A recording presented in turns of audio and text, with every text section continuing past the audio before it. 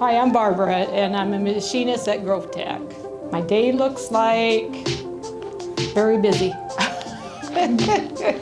The typical day is I come in and I get everything ready as far as between mop, water, and oil for the machines. I oil the machines. I go do second ops. I do the slotting. I can do tapping. I can do just about anything I guess they want me to do. Team of people I work with. Well, let's see.